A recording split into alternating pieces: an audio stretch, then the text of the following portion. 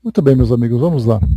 Estudo de hoje, Revista Espírita, mês de fevereiro de 1863.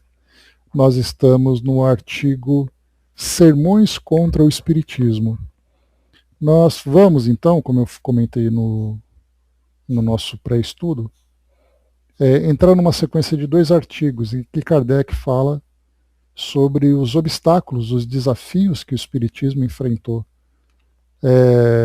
na sua história, especialmente na sua história do século XIX, tanto junto com as religiões, como também junto com a ciência, especialmente da medicina.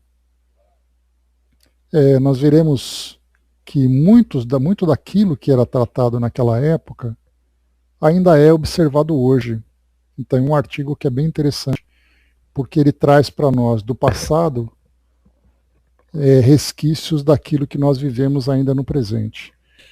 Né? Então, ontem eu tive uma experiência interessante, conversando com a professora doutora Angélica Almeida.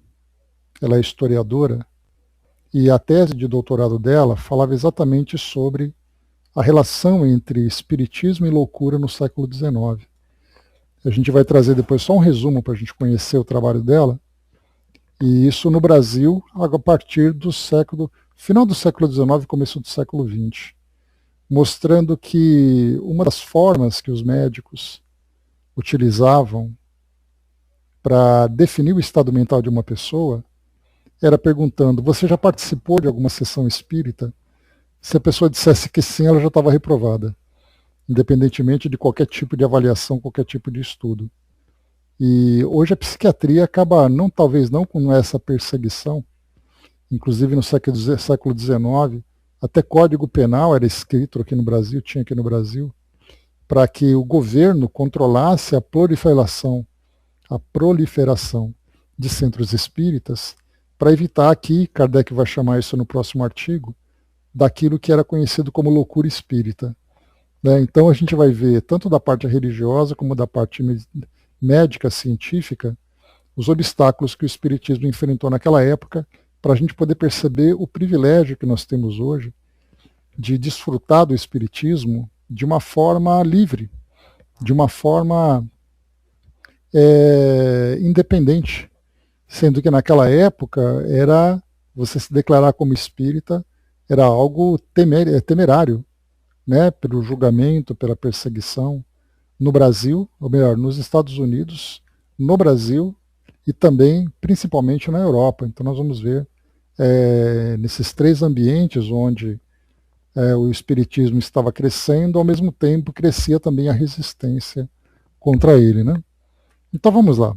Nesse nosso primeiro aqui, então, Kardec traz sermões contra o espiritismo. Veremos, então, essa parte do espiritismo sendo perseguido pelas religiões. Vamos então a ele, vamos lá. Uma carta de Lyon, datada de 7 de dezembro de 1862, contém a passagem seguinte que uma testemunha ocular e auricular nos confirmou verbalmente. Aqui então abrem aspas. Tivemos aqui o bispo do Texas, na América. Tivemos aqui o bispo do Texas, na América, que pregou terça-feira passada, 2 de dezembro, às 8 horas da noite, na igreja de Saint-Nizier, perante um auditório de cerca de 2.000 pessoas, entre as quais se achavam numerosos espíritas. Ele não parece bem instruído em nossa doutrina. Podemos julgá-lo por essa breve exposição. E aqui então ele vai trazer uma citação, um pedaço aqui do sermão, né, uma passagem do sermão. Os espíritas não admitem o inferno nem as preces nas igrejas. Fecham-se em seus quartos e ali oram. Sabe Deus que preces. Só há 2 categorias de espíritos: os perfeitos e os ladrões, os assassinos e os canalhas. Venho da América, onde essas infâmias começaram. Pois bem, posso vos garantir que há 2 anos ninguém mais se ocupa disso naquele país. Disseram-me que aqui, nessa cidade de Lyon, tão famosa por sua piedade, havia muitos espíritas. Isso não pode ser, não acredito. Estou certo, caros irmãos e caras irmãs, de que entre vós não há um só médium, porque, vede, os espíritas não admitem o casamento nem o batismo, e todos os espíritas estão separados de suas esposas, etc, etc. Bom dia, Marion. Essas poucas frases podem dar uma ideia do resto. Que teria dito o orador se soubesse que cerca de 1/4 de seus ouvintes era composto de espíritas? Sobre a sua eloquência, só posso dizer uma coisa, é que em certos momentos parecia um frenesi, parecia perder o fio das ideias e não sabia o que queria dizer. Se não temesse servir-me de um termo irreverente, diria que ele patinava. Creio vivamente que fosse impelido por alguns espíritos a dizer tais absurdos, e de tal maneira que eu vos garanto, ninguém se daria conta de estar num lugar santo. Todos ririam. Alguns de seus partidários saíram na frente, para julgar o efeito que o sermão havia produzido, mas não devem ter ficado muito satisfeitos, porquanto, uma vez lá fora, cada um ria e dizia o que pensava. Vários de seus amigos deploravam os desvios a que ele se entregara, compreendendo que o objetivo falhara completamente. Com efeito, não poderia ter agido melhor para recrutar adeptos, e foi o que aconteceu imediatamente. Uma senhora que se achava ao lado de uma boníssima espírita de meu conhecimento, disse-lhe: mas o que são esse espiritismo e esses médiuns de quem se fala tanto e contra os quais esses senhores estão tão furiosos? Quando a coisa lhe foi explicada, ela disse: ao chegar em casa, vou adquirir livros e tentar escrever. Aqui, só para a gente fazer uma pausa, eu comentei com vocês uma vez que, isso ali por volta de 1995, 1997, por esses tempos, eu zapeava a televisão e eu me deparei com um programa religioso que passava na madrugada, em que um representante de uma igreja evangélica afirmava para o público, para o telespectador, que Kardec era tão assistido pelos espíritos que ele morreu pelo suicídio. Isso na televisão. E aí então falava que esses espíritos de luz, que ele tratava com muita ironia, na verdade não passavam de demônios. Então isso na televisão passava. Então a gente pode imaginar o que acontece dentro das igrejas, daqueles que são opositores do espiritismo. Claro que nós não falamos de todos, e Kardec também vai reforçar isso, que não são todos os clérigos, não são todos os representantes que agem dessa forma, se preocupando com de fato com o ofício que eles devem exercer, que é exatamente representar a mensagem cristã, evangélica, que eles estão pregando, e não se dedicarem ao combate. Mas nesse contexto aqui, de 1862, 1863, era uma situação diferente, porque o espiritismo surgia como sendo, dentro da visão deles, um grande competidor, um grande adversário, que, ao contrário, só um instantinho, amigos. Prontinho, estamos voltando. Voltando, pessoal. Deu só uma pausinha aqui no Paul Talk. Então, naquela época, o espiritismo ele era visto, então, não apenas como um adversário, como um concorrente, mas era também uma filosofia que surgia falando exatamente o contrário do que se pregava.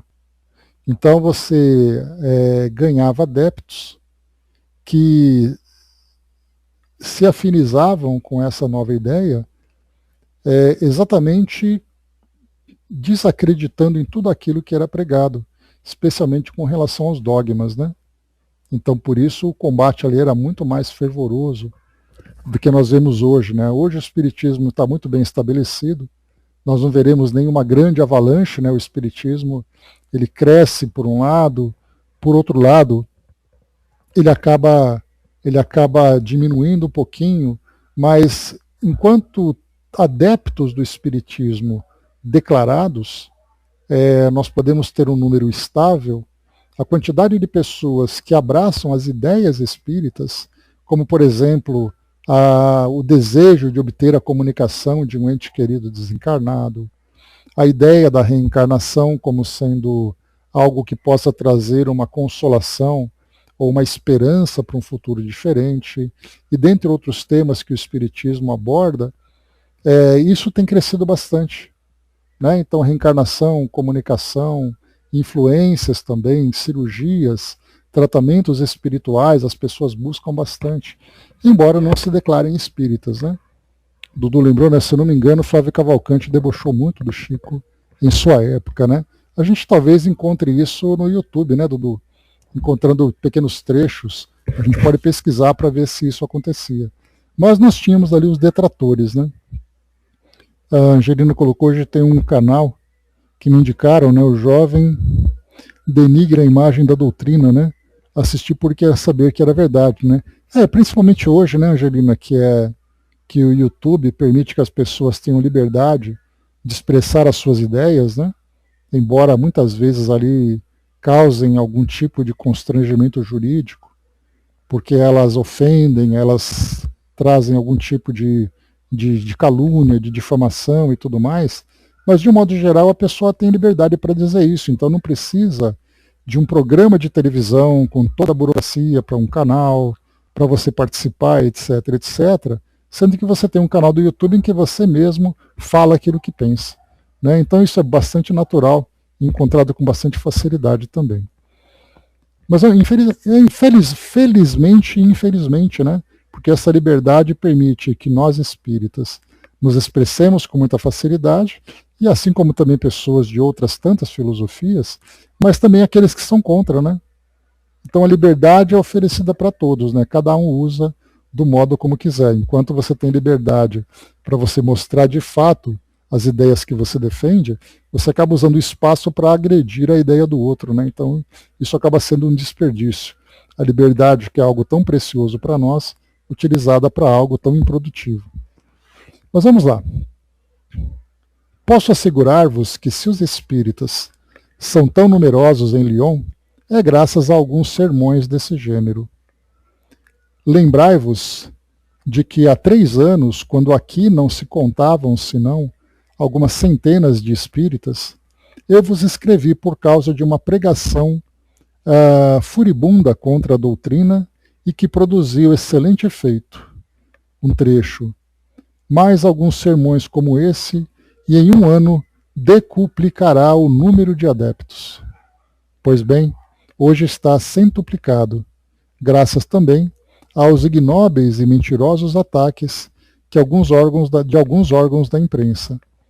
Todo mundo, até o simples operário, que sob suas vestes grosseiras tem um bom senso do que se crê, diz que não se ataca com tanto furor uma coisa que não vale a pena. Razão porque fizeram ver por si mesmos. Ao reconhecerem a falsidade de certas afirmações que denotavam ignorância ou malevolência, a crítica perdeu todo o crédito e, em vez de afastar do espiritismo, conquistou-lhe partidários. Esperamos que se dê o mesmo com o sermão do Monsenhor do Texas, cuja maior inabilidade foi dizer que todos os espíritas estão separados de suas esposas. Quando temos aqui, sob nossos olhos, numerosos exemplos de casais outrora separados e que o espiritismo restaurou a união e a concórdia. Cada um diz a si mesmo, naturalmente, que desde que os adversários do espiritismo lhes atribuem ensinos e resultados cuja falsidade é demonstrada pelos fatos e pela leitura dos livros, que mostram exatamente o contrário, nada prova a veracidade das outras críticas. Creio que se os espíritas lionenses não temessem falar com respeito ao bispo do Texas, ter-lhe-iam votado uma carta de agradecimento. Mas o Espiritismo nos torna caridosos, mesmo para com os inimigos. Então, isso aqui é um trecho, né, de um desses sermões que foi observado, então, por esse clérigo do Texas, né, que estava em Lyon. Ainda mais Lyon, né, que Kardec comenta que o movimento espírita era tão forte, né? E o detalhe é que hoje nós temos um movimento espírita assim discreto em Lyon. Inclusive nós tivemos, comentei com vocês de um colega, que ele fazia aquela feira livre numa grande praça lá de Lyon. Ele colocava daquelas duas bancadas grandes, né, que se tem nas feiras, e enchia de livros espíritas. Ele é brasileiro, então ele saiu de Mato Grosso, foi para Lyon, e ali então ele adquiria esses livros, ele tinha uma pequena livraria, e aí então todo fim de semana ele pegava todos esses livros, colocava no carro e ia lá vender, né? Claro, com toda a licença da prefeitura e coisa e tal. Né? Eu tenho as fotos, depois eu mando para vocês. Inclusive ele foi entrevistado pelo Espiritismo.net para falar um pouquinho sobre esse trabalho que ele realizava, né? Mas é um trabalho pequeno, né? Um grupo pequeno, um grupo discreto, enquanto que naquela época Lyon apresentava uma grande movimentação de espíritas, né? Então, e era um espiritismo crescente, que como foi colocado para nós aqui, de um período de 3 anos, no intervalo de 3 anos, a quantidade de espíritas centuplicou, né? Só que no presente, né, a gente tem um número muito estável de espíritas em todo o mundo, né? Então, nós não vamos ver uma grande explosão do espiritismo de uma hora para outra, como aconteceu naquela época, quando o espiritismo era presente. Dudu colocou, né, isso só nos deu brecha para mostrar o real sobre o espiritismo, né? Então, exatamente, né, o ataque que o espiritismo sofre faz exatamente que muitas pessoas se sintam curiosas exatamente para conhecer aquilo que o espiritismo tem a dizer. Vamos então aqui, uma outra carta de testemunha ocular contém a seguinte passagem. O orador de Saint-Nizier partiu do princípio de que o espiritismo, na verdade, é um depoimento. Só um instantinho, pessoal. Voltando. Aqui então, essa carta que a gente vai ler aqui agora é uma outra testemunha do mesmo evento, né? Então vamos lá. O orador de Saint-Nizier partiu do princípio de que o espiritismo já fez sua época nos Estados Unidos e que dele não se falava há 2 anos. Era, pois, em sua opinião, uma questão de moda. Eram fenômenos sem consistência e não valiam a pena que fossem estudados. Ele tinha procurado ver e nada vira. Todavia, assinalava a nova doutrina como atentatória aos laços da família, à propriedade, à constituição da sociedade e a denunciava como tal às autoridades competentes. Os adversários esperavam um efeito mais surpreendente e não uma simples negação, enunciada de maneira tão ridícula, pois não ignoram o que se passa na cidade, a marcha do progresso e a natureza das manifestações. O assunto voltou a ser ventilado no domingo, dia 14, em Saint-Jean, dessa vez tratado um pouco melhor. Então agora a gente saiu de uma instituição e foi para outra com o mesmo orador. O orador de Saint-Nizier tinha negado os fenômenos. O de Saint-Jean reconheceu-os e afirmou: ouvem-se batidas nas paredes, no ar vozes misteriosas. Trata-se realmente de espíritos. Mas que espíritos? Não podem ser bons, pois os bons são dóceis e submissos às ordens de Deus, que proibiu a evocação dos espíritos. Portanto, os que vêm só podem ser maus. Havia cerca de 3.000 pessoas na igreja de Saint-Jean. Entre essas, pelo menos 300 irão querer saber mais. O que certamente contribuirá para fazer refletirem as criaturas honestas ou inteligentes que compunham o auditório são as singulares afirmações do orador. Digo singulares por polidez. Disse ele: O Espiritismo vem destruir a família, aviltar a mulher, pregar o suicídio, o adultério e o aborto, preconizar o comunismo, dissolver a sociedade. Depois convidou os paroquianos que, caso tivessem livros espíritas, que o trouxessem a certos senhores que os queimariam, como São Paulo havia feito em Éfeso, com obras heréticas. Não sei se aqueles senhores encontraram muitas pessoas bastante zelosas para irem, com dinheiro na mão, despojar nossas livrarias. Alguns espíritas estavam furiosos. A maioria se regozijava, por compreender que era um grande dia. Assim, do alto da segunda cátedra da França, acabam de proclamar que os fenômenos espíritas são verdadeiros. Toda a questão, pois, se reduz em saber se são espíritos bons ou maus, e se só aos maus Deus permite que venham. Aqui há algo interessante da gente perceber. Se de um lado a preocupação do primeiro que nós vimos, né, que falava a respeito do espiritismo afetar a família, dissolver os casais, os casamentos e tudo mais, esse daqui falava sobre o ataque à sociedade, sobre aborto, suicídio, esses temas que são tão polêmicos e dolorosos, mas ele dizia algo interessante. Ele dizia que os barulhos, as vozes que eram ouvidas, eram de espíritos maus. Independentemente da natureza dos espíritos, o fato dele ter afirmado que o fenômeno existe era já um atestado da realidade dos fenômenos. Enquanto o outro dizia que nos Estados Unidos era algo sutil, que nem valia a pena ser estudado, agora já é diferente. Né? Então Kardec, inclusive, ele faz essa afirmação na primeira parte do livro Céu e Inferno, quando ele comenta sobre a proibição, lá no Deuteronômio, né? Deuteronômio ou no livro próximo ali, que eu me esqueci o nome agora, mas que falava sobre a proibição de evocação dos mortos. Kardec dizia, ora, se há proibição é porque se pode evocar os mortos. Então quer dizer que a realidade do mundo espiritual é aceita. Então, o que mais parece uma negação, o que mais parece um ataque à doutrina, na verdade é uma confirmação daquilo que ela admite, estuda e pratica. Então, se você proíbe a evocação, significa que a evocação é possível. Se você diz que espíritos maus estão batendo, significa que a interferência dos espíritos no mundo terreno, no mundo físico, também é real. Né? A única diferença é que o espiritismo aceita esses fenômenos como reais, e depois ele estuda, ele desenvolve técnicas para compreender a natureza dos fenômenos e também trabalhar para a identificação dos espíritos que tentam se comunicar através desses fenômenos. Né?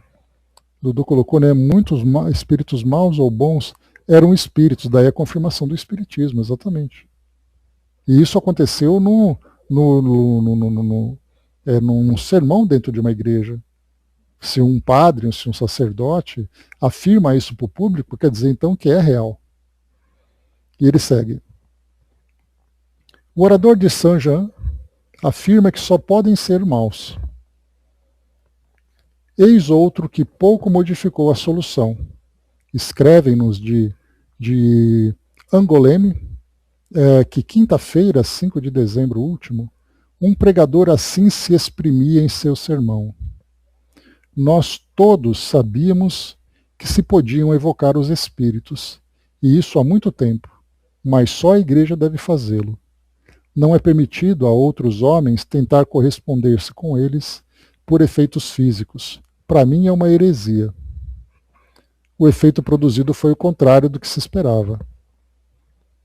É, pois, evidente que os bons e os maus podem comunicar-se, porque se somente os maus tivessem tal poder, seria improvável que a igreja se reservasse o privilégio de os chamar. Aqui a gente vai lembrar daquele documentário e daquela reportagem que a gente já conversou no começo dos anos 2000, quando aquela conhecida jornalista da Rede Globo, A Ilse Scamparini, ela é uma correspondente que vive na Itália há muitos e muitos anos, né?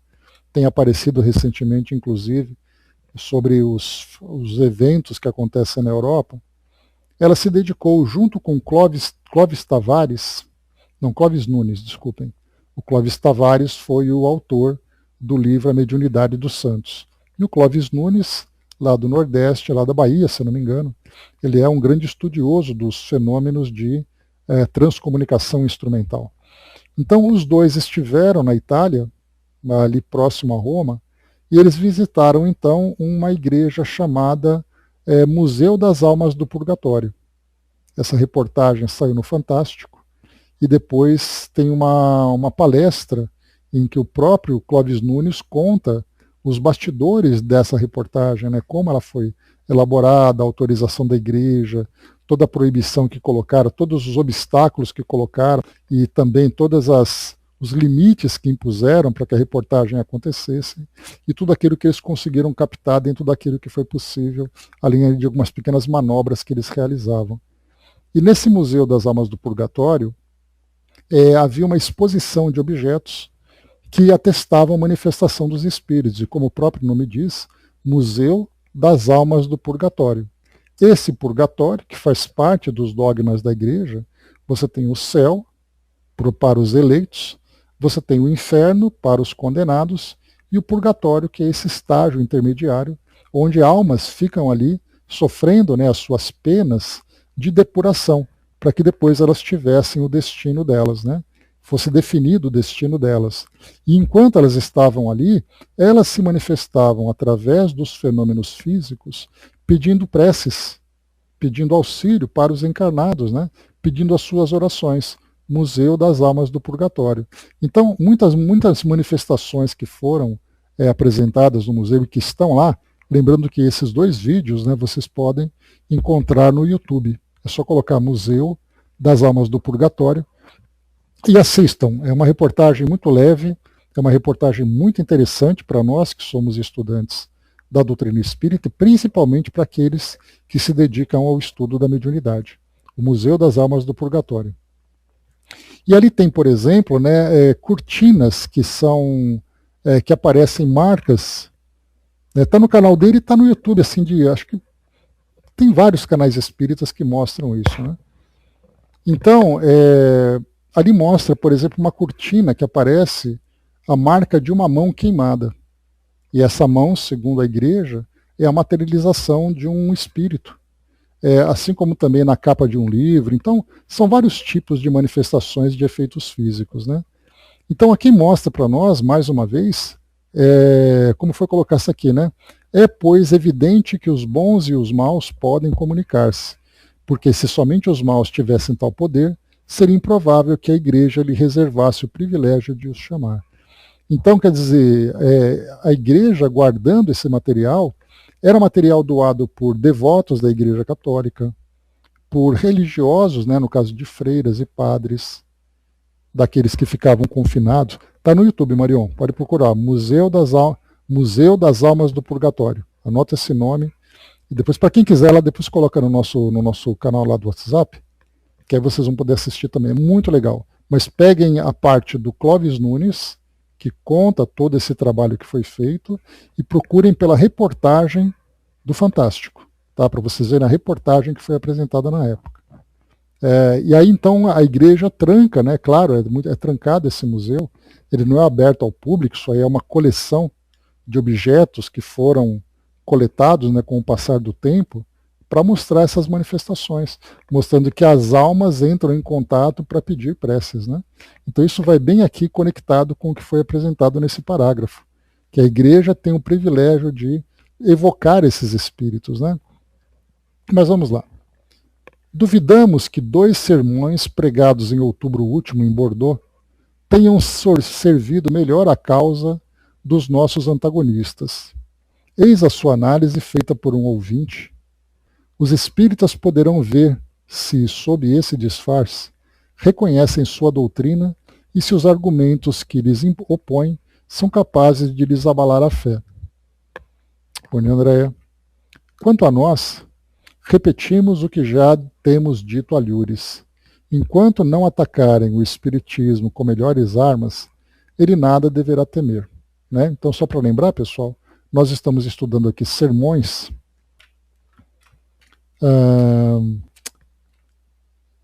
sermões contra o espiritismo, e estamos vendo aqui trechos de depoimentos de muitos ataques que o espiritismo sofreu, só que ataques que tiveram um efeito reverso, né? Porque confirmaram os objetos de estudos da doutrina espírita e, ao mesmo tempo, também instigavam muitas pessoas a se aproximarem do espiritismo exatamente por causa dos ataques que se faziam contra ela.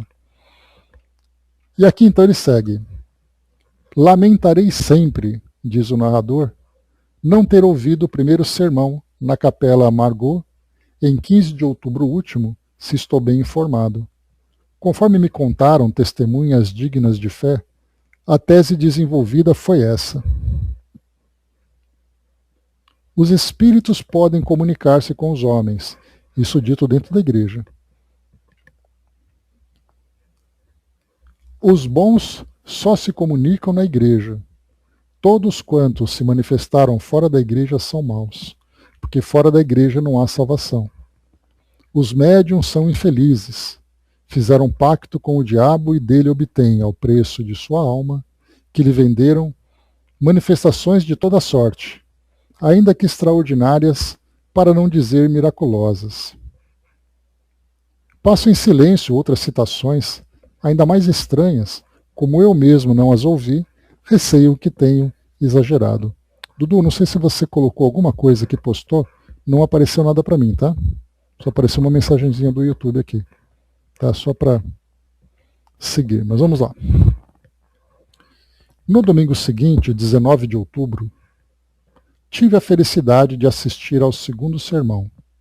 Informei-me sobre o nome do pregador e me disseram que era o padre Lapère, da Companhia de Jesus. Né? Só para lembrar, a Companhia de Jesus são os jesuítas, né? Eles são bastante radicais nas suas ideias. Né? Inclusive foi a Companhia de Jesus que foi responsável pela criação do Tribunal do Santo Ofício na época das perseguições religiosas. Né? O padre Lapère fazia a crítica de O Livro dos Espíritos, e por certo é preciso enorme dose de boa vontade para reconhecer essa obra admirável nas teorias desprovidas de bom senso que o pregador pretendia ter achado. Limitar-me-ei a assinalar os pontos que mais me surpreenderam, preferindo ficar aquém da verdade a atribuir ao nosso adversário o que ele não teria dito ou eu teria compreendido mal. Segundo o padre Lapère, o Livro dos Espíritos prega o comunismo, a partilha dos bens, o divórcio, a igualdade entre todos os homens e, sobretudo, entre o homem e a mulher, a igualdade entre o homem e Deus, porque o homem, levado pelo orgulho que perdeu dos anjos, não aspira a nada menos que se tornar semelhante a Cristo. Ele arrasta os homens ao materialismo e aos prazeres sensuais, pois o trabalho de aperfeiçoamento pode fazer-se sem o concurso de Deus, malgrado seu, por efeito dessa força que quer que tudo se aperfeiçoe gradualmente, preconiza a metempsicose, essa loucura dos antigos, etc. Passando em seguida a rapidez com que se propagam as ideias novas, constata com horror quão astuto e habilidoso é o diabo que as ditou. Quando soube adorná-las com arte, de modo a fazê-las vibrar com força nos corações pervertidos dos filhos desse século de incredulidade e heresias. Aqui a citação. Este século, exclama ele, ama tanto a liberdade e vem lhe oferecer o livre exame, o livre-arbítrio, a liberdade de consciência. Esse século ama tanto a igualdade e lhe mostra um homem à altura de Deus. Ama tanto a luz e de uma penada rasga-se o véu que ocultava os santos mistérios.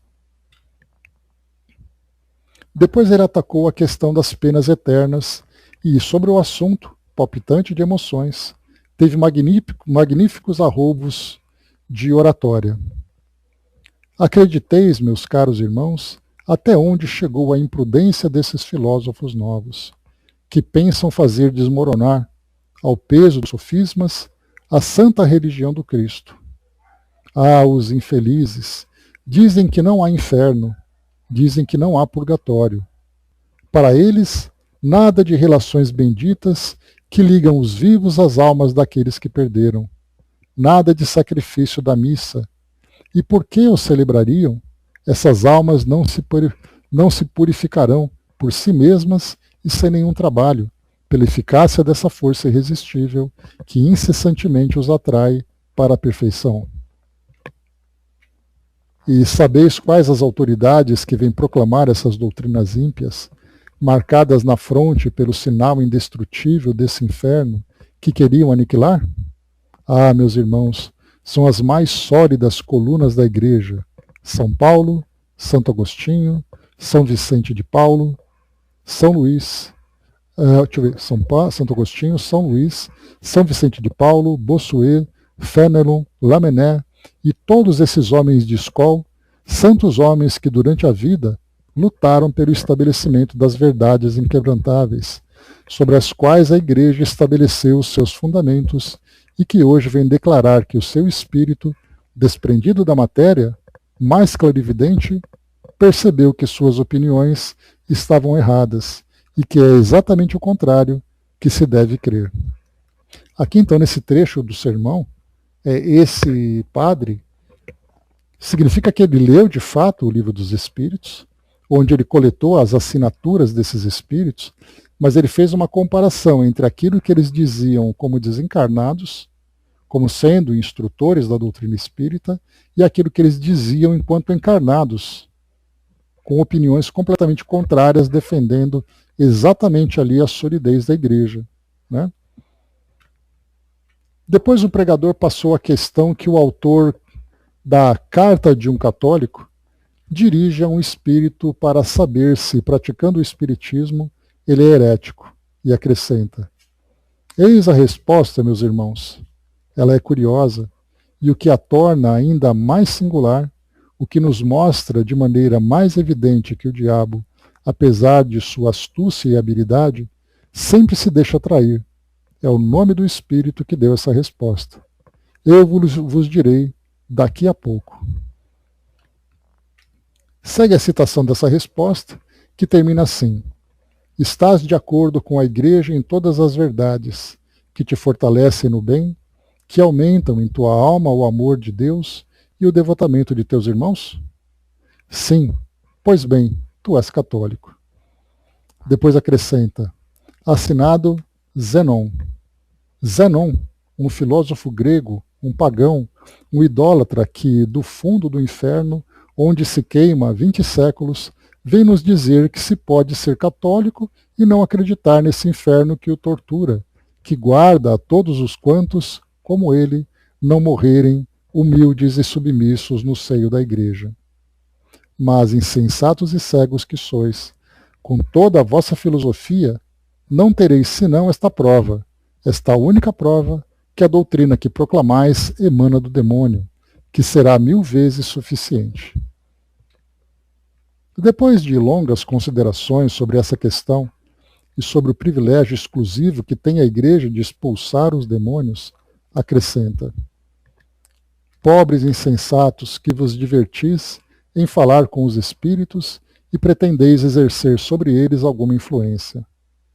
Não temeis que, como aquele de que fala São Lucas, esses espíritos batedores e espalhafatosos, eles são bem classificados, meus caros irmãos. Não vos perguntem também: e vós quem sois? Quem sois para virdes nos perturbar? Credes que nos submetereis impunemente aos vossos caprichos sacrílegos? E que, tomando as cadeiras e as mesas que fazeis girar, eles não se apoderem de vós, como se apoderaram do filho de Seva, e não vos maltratarem a tal ponto que sejais forçados a fugir, nus e feridos, reconhecendo mais tarde demais toda a abominação que há em brincar com os mortos? Diante desses fatos tão patentes e que falam tão alto, Que nos resta fazer? Que temos a dizer? Ah, meus caros irmãos, guardai-vos cuidadosamente do contágio. Resisti com horror a todas as tentativas que os maus não deixarão de fazer para vos arrastar com eles ao abismo. Mas, já é muito tarde para fazer tais recomendações. O mal já fez rápidos progressos. Esses livros infames, ditados pelo príncipe das trevas, a fim de atrair para seu reino uma multidão de pobres ignorantes, de tal modo se espalharam que, como outrora em Éfeso, caso se computasse o preço dos que circulam em Bordeaux, tenho certeza de que ultrapassaria a enorme soma de 50.000 denários de prata. Ali por volta de 170.000 francos na época, né? Em nossa moeda, da eles ali, né? Chamada de uma citação feita em outra parte do sermão. E eu não me surpreenderia se entre os numerosos fiéis que me ouvem não houvessem alguns que já foram arrastados à sua leitura. A esses só podemos dizer isso: depressa, aproximai-vos do tribunal da penitência. Depressa, vinde abrir os corações aos vossos guias espirituais. Cheio de doçura e bondade, e seguindo em todos os pontos o magnífico exemplo de São Paulo, apressamo-nos a vos dar a absolvição. Mas como ele, não vô-la daremos senão com a condição expressa de nos trazerdes esses livros de magia que quase vos perderam. E que faremos desses livros, meus caros irmãos? Sim, o que faremos com eles? Como São Paulo, faremos uma grande pilha em praça pública e nós mesmos atearemos fogo. Aí o comentarista, né? Faremos apenas uma ligeira observação sobre esse sermão. É que o autor se engana de data, ou talvez novo Epimênides dormiu nesse século XIV, dormiu desde o século XIV. Outro fato que se destaca é a constatação do rápido desenvolvimento do Espiritismo. Os adversários de uma outra escola também o comprovam, desesperados, tão grande é o amor pela razão humana. Lê-se no Monitor de Lamolese, de 7 de novembro de 1862. Aqui então um pequeno jornal, né? O Espiritismo faz perigoso progresso. Invade a alta, a média e a baixa sociedade. Magistrados, médicos, pessoas sérias também se entregam a esse equívoco. Achamos essa asserção repetida na maior parte das críticas atuais. É que, em presença de um fato tão patente, era preciso vir dos confins do Texas para avançar num auditório onde se achavam mais de 1.000 espíritas que há 2 anos disso não mais se ocupam. Então, por que tanta cólera se o espiritismo está morto e enterrado? Pelo menos o padre Lepère não tem ilusões. Seu temor até exagera a extensão do pretenso mal, pois avalia numa cifra fabulosa o valor dos livros espíritas espalhados apenas em Bordeaux. Em todo caso, é reconhecer uma ideia muito poderosa. Seja como for, em presença de todas essas afirmações, ninguém nos taxará de exagero quando falarmos dos rápidos progressos da doutrina. Que uns os atribuam ao poder do diabo, lutando vantajosamente contra Deus. Os outros os atribuam a um acesso de loucura que invade todas as classes da sociedade. O círculo das pessoas sensatas vai se estreitando cada vez mais, de tal sorte que em breve não mais haverá lugar senão para alguns indivíduos. Que uns e outros deplorem esse estado de coisas, cada um do seu ponto de vista, e se perguntem: aonde vamos, grande Deus? É um direito que lhes assiste. Disso resulta, pois, o fato de que o Espiritismo vence todas as barreiras que lhe impõem. Portanto, se é uma loucura, em breve só haverá loucos na terra. É conhecido o provérbio: se é obra do diabo, logo só haverá danados. Se os que falam em nome de Deus não o podem deter, é que o diabo é mais forte que Deus. Os espíritas são mais respeitosos para com a divindade. Não admitem que haja um ser capaz de lutar contra ela, de poder para poder, e sobretudo vencê-la. De outro modo, os papéis estariam invertidos e o diabo se tornaria o verdadeiro senhor do universo. Dizem os espíritas que, sendo Deus soberano, absoluto, nada acontece no mundo sem a sua permissão. Assim, se o espiritismo se espalha com a rapidez do relâmpago, façam o que fizerem para detê-lo. Há que se ver nele um efeito da vontade de Deus. Ora, sendo Deus soberanamente justo e bom, não pode querer a perda de suas criaturas, nem deixá-las cair em tentação, certo de que, em virtude de sua presciência, sucumbirão e serão precipitadas nos tormentos eternos. Hoje, o dilema está posto. Está submetido à consciência de todos. O futuro se encarregará da solução. Se fazemos essas citações, é para mostrar a que argumentos estão reduzidos os adversários do Espiritismo para o atacar. Com efeito, é preciso estar privado de boas razões para recolher a calúnia, como a que o representa, pregando a desunião das famílias, o adultério, o aborto, o comunismo, a subversão da ordem social. Temos necessidade de refutar semelhantes asserções? Não. Basta remeter ao estudo da doutrina, à leitura do que ela ensina, que é o que se faz em toda parte. Quem poderá acreditar que pregamos o comunismo depois das instruções que demos a respeito do discurso publicado em extenso no relatório de nossa viagem de 1862? Aqui só para lembrar, pessoal, o comunismo nessa época, ele era uma nova doutrina social e também ali entrando na parte econômica que estava entrando em choque com a doutrina, com a Europa, né? A gente lembra, né, Karl Marx, Engels, que traziam essas ideias, né, principalmente afetando a vida das pessoas da baixa camada da sociedade e também trabalhadores, né, naquele período da grande revolução industrial. Então imagina ali, né, sindicatos, protestos, divisão de bens pelo governo, né, igualdade de bens, enquanto que a Europa crescia vertiginosamente na parte do capitalismo. Então, quando se falava em comunismo, ali se falava de uma coisa muito negativa que se combatia naquela época, né? Então, se você quisesse trazer uma opinião que denegrisse a imagem de alguém, ela chamar essa pessoa de comunista, né? Então, é bem interessante. Inclusive, né, no caso, o Leon Denis, ele trouxe um livro, né, Socialismo e Espiritismo, porque ele fala dessa relação, né, da sociedade com a doutrina espírita nessa sociedade igualitária, né? Então, tem ali prós e contras, tem aqueles que defendem, que atacam, mas aqui a gente percebe que esse argumento que o espiritismo defendia o comunismo era de uma forma absolutamente pejorativa, tá? Dado o contexto social da época. Vamos lá.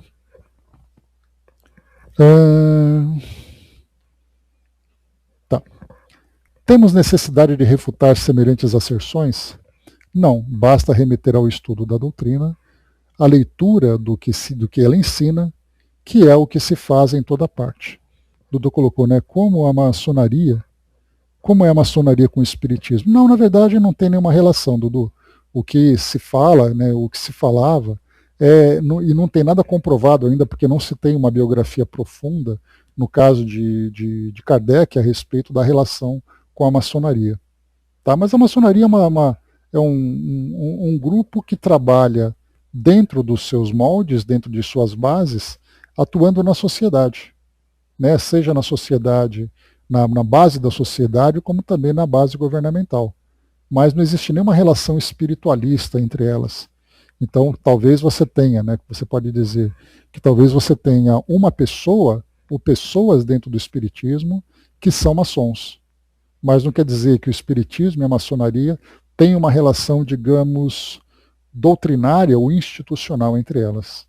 Tá? Então, às vezes você pega uma pessoa que é como se você pegasse, né, um espírita que trabalha numa obra social, que é uma obra absolutamente neutra, e aí você fala que a obra social tem a ver com o espiritismo. Não tem nada a ver, porque quem tem é o adepto, né, e não é ele.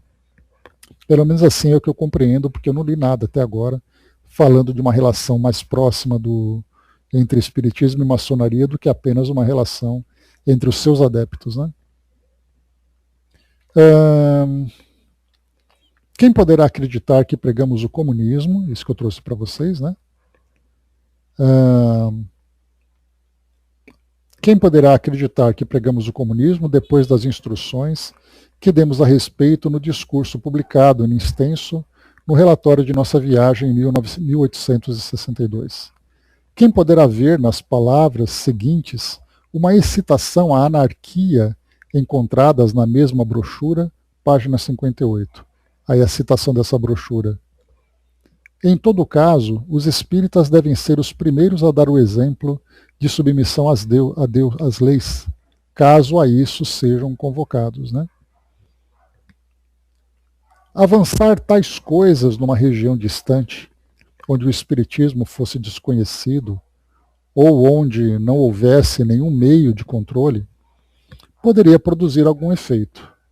Mas afirmá-las do alto da cátedra da verdade, em meio a uma população espírita, que aí dá incessantemente um desmentido pelos seus ensinos e seu exemplo, é falta de habilidade e não se pode deixar de dizer que é necessário estar tomado por singular vertigem para iludir-se a tal ponto e não compreender que, assim falando, se presta serviço à causa do Espiritismo. Esse trecho é interessante porque ele fala que se você vai fazer uma pregação dessa num lugar distante, num lugar isolado, aquelas pessoas que não têm opinião formada sobre o Espiritismo, a partir daquele momento elas passam a ter esse entendimento de que o Espiritismo é tudo isso que se fala dessa forma negativa. Mas quando você vai em Lyon, quando você vai em Bordeaux, onde existe uma comunidade espírita tão sólida, e ele faz essa pregação para os espíritas contra o Espiritismo, quer dizer, ele fortalece ainda mais. É como se o Espiritismo fosse um nó, e em vez dele desatar esse nó, ele faz com que esse nó se torne mais apertado, né, pela fidelidade, pela confiança, pela convicção que os seus adeptos têm. Então aqui seria, na nossa expressão atual, como foi colocado no texto, né, é falta de habilidade. Né? Aqui nós podemos dizer que foi uma bola fora que ele deu, né? Porque se querer falar mal de espírita para espírita, né, não vai dar certo. Só para finalizarmos, entretanto, seria erro acreditar seja esta a opinião de todos os membros do clero. Então aqui Kardec ele foi muito... Pois é, aqui então é importante a gente colocar que Kardec agora, excetuando as opiniões dessas pessoas que se manifestaram contra o Espiritismo, Kardec é sempre muito sóbrio, muito cuidadoso. Ele diz, entretanto, seria erro acreditar seja esta a opinião de todos os membros do clero. Ao contrário, muitos há que não a compartilham e conhecemos bom número de que deplora tais desvios mais prejudiciais à religião que à doutrina espírita. São, pois, opiniões individuais que não podem fazer lei. E o que prova que são apreciações pessoais é a contradição que existe entre elas. Assim, enquanto um declara que todos os espíritos que se manifestam são necessariamente maus, pois desobedecem a Deus, comunicando-se, outro reconhece que há bons e maus, mas que só os bons vão à igreja e os maus ao vulgo. Um acusa o espiritismo de aviltar a mulher, o outro o censura por elevá-la ao nível dos direitos do homem. Um pretende que arrasta os homens ao materialismo e aos prazeres sensuais, e um outro, o senhor Cura de Morazot, reconhece que destrói o materialismo. Aí depois aqui, antes da gente continuar, deixa eu pegar aqui um trechinho. Tá, dá pra gente terminar ainda.